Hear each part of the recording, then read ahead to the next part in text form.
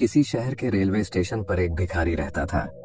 वो वहां आने जाने वाली रेलगाड़ियों में बैठे यात्रियों से भीख मांगकर अपना पेट भरता था। एक दिन जब वह भीख मांग रहा था तो सूट बूट पहने एक लंबा सा व्यक्ति उसे दिखा। उसने सोचा कि यह व्यक्ति बहुत अमीर लगता है, इससे भीख मांगने पर यह मुझे जरूर अच्छे पैसे देगा। वह उस लंबे व्यक्ति से भीख मांगने लगा। भिखारी को देखकर उस लंबे व्यक्ति ने कहा, तुम हमेशा मांगते ही रहते हो, क्या कभी किसी को कुछ देते भी हो?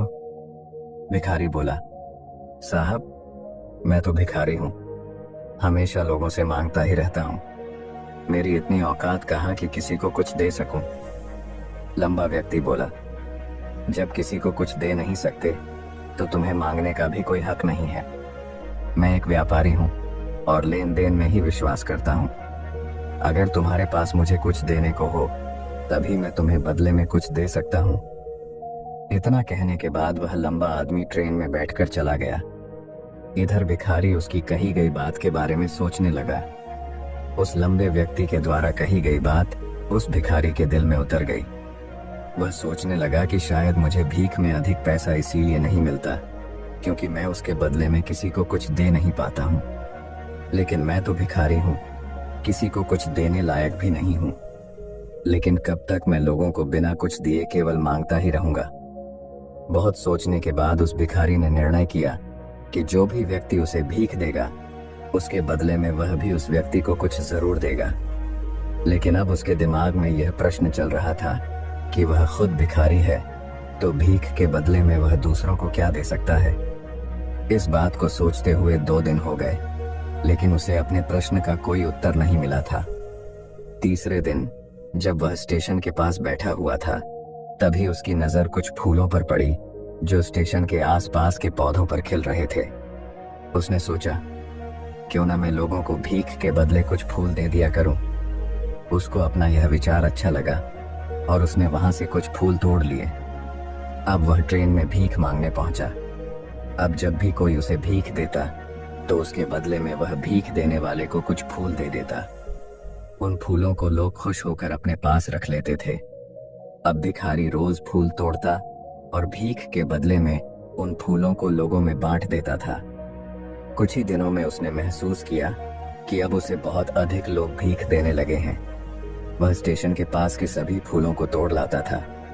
जब तक उसके पास फूल रहते थे तब तक उसे बहुत से लोग भीख देते थे, लेकिन जब फूल बांटते बांटते खत्म हो जाते तो उसे भीख भी नहीं मिलती थी। अब रोज ऐसा ही चलता रहा। एक दिन जब वह भीख मांग रहा था तो उसने देखा कि वही लंबा व्यक्ति ट्रेन में बैठा है, जिसकी वजह से उसे भीख के बदले फूल देने की प्रेरणा मिली थी। वह तुरंत उस व्यक्ति के पास पहुंच गया और भीख मांगते हुए बोला, आज मेरे पास आपको देने के लिए कुछ फूल हैं। आप मुझे भीख दीजिए तो बदले में मैं आपको कुछ फूल दूंगा। उस लंबे व्यक्ति ने उसे भीख के रूप में कुछ पैसे दे दिए और भिखारी ने कुछ फूल उसे दे दिए। उस लंबे व्यक्ति को यह बात बहुत पसंद आई। वह बोला, वाह क्या बात है, आज तुम भी मेरी तरह एक व्यापारी बन गए हो। इतना कहकर फूल लेकर वह लंबा व्यक्ति अपने स्टेशन पर उतर गया। लेकिन उस लंबे व्यक्ति द्वारा कही गई बात एक बार फिर से उस भिखारी के दिल में उतर गई।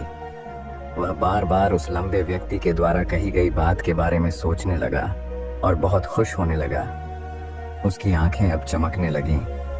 उसे लगने लगा कि अब उसके हाथ सफलता की वह चाबी लग गई है जिसके द्वारा वह अपने जीवन को बदल सकता है।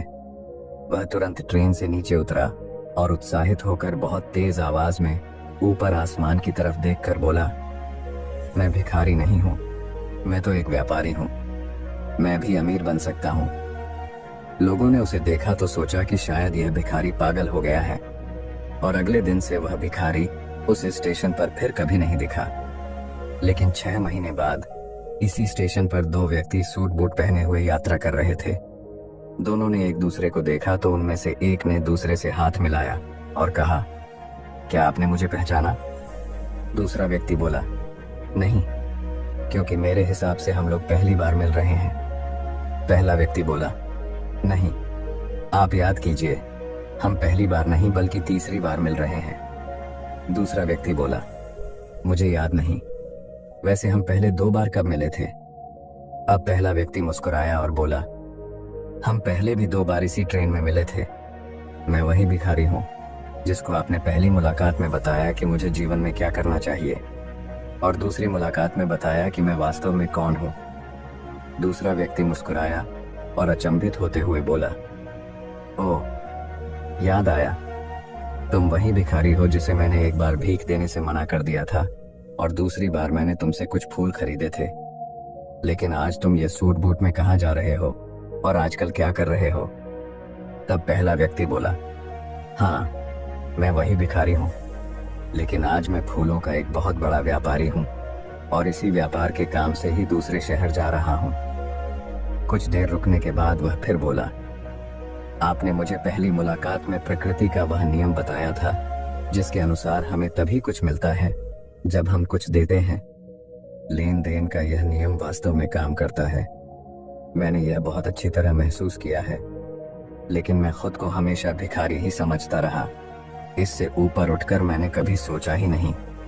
और जब आपसे मेरी दूसरी मुलाकात हुई तब आपने मुझे बताया कि मैं एक व्यापारी बन चुका हूँ। अब मैं समझ चुका था कि मैं वास्तव में एक भिखारी नहीं बल्कि व्यापारी बन चुका हूँ। मैंने समझ लिया था कि लोग मुझे इतनी भीख क्यों दे रहे हैं, क्योंकि वह मुझे भीख नहीं दे रहे थे बल्कि उन फूलों का मूल्य चुका रहे थे। सभी लोग मेरे फूल खरीद रहे थे क्योंकि इससे सस्ते फूल उन्हें कहाँ मिलते। मैं लोगों की नज़रों में एक छोटा व्यापारी था, लेकिन मैं अपनी नज़रों में एक भिखारी ही था। आपके बताने पर मुझे समझ आ गया कि मैं एक छोटा व्यापारी हूँ। मैंने ट्रेन में फूल बांटने से जो पैसे इकट्ठे किए थे उनसे बहुत से फूल खरीदे और फूलों का व्यापारी बन गया। यहाँ के लोगों को फूल बहुत पसंद है और उनकी इसी पसंद ने मुझे आज फूलों का एक बहुत बड़ा व्यापारी बना दिया। दोनों व्यापारी अब खुश थे और स्टेशन आने पर साथ उतरे और अपने अपने व्यापार की बात करते हुए आगे बढ़ गए।